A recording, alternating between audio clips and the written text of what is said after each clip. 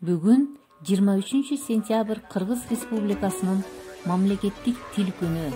Мындан туура 31 жыл мурун, тагыраак айтканда 1989-жылы 23 сентябрда кыргыз тили мамлекеттик тил деген статуска ээ болуп, ошондон бери бул күн өлкөбүздө тил майрамы катары белгиленип келет.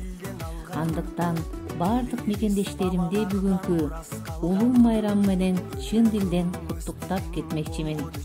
Ооба, улуу майрам деп айтууга толук негиз бар. Анткени ар бир улуттун өзүнүн ыйык өзгөчөлүктөрү болот.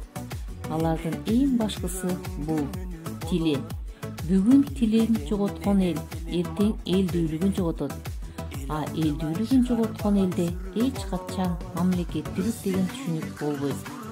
Башка элдерге сиңип жок болуп кетет.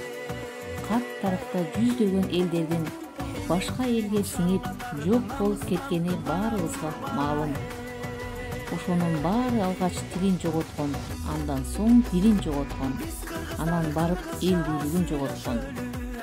Демек, тилибизди көздүн карегиндей сактап, улам байытып, өнүктүрүп өстүрүп туруу ар бир кыргыз атуунун ыйык милдети.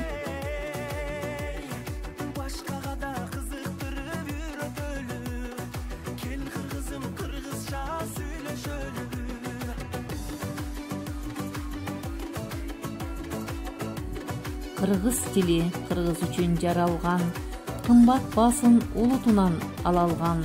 Биринчи эле апа деген сөз чыгып, билесиңби, эне тил деп саналган. Эне тилде эне сүтү ширелген, балдарына эне атайлап жиберген, бириктирип ой максатын тилегин, бир улутту ошол тилге имерген. Кыргыз тили кыргыз элин сыйлаган, калк кубанса кубанып, капаланса ыйлаган. Манас менен эк төштүктү таштабай, кылымдарды сактап келди кыйладан. Тилин сактап калган эл улут болгон, ата салтын мурасын унуткандар акыры түбү терилөйдү дут болгон. Ташты сыгып тарыхты тапкым келет, тилимде мен туу тутуп өткүм келет. Эне тилин эсирип чаңгандарды эне тили ашатып өткүм келет.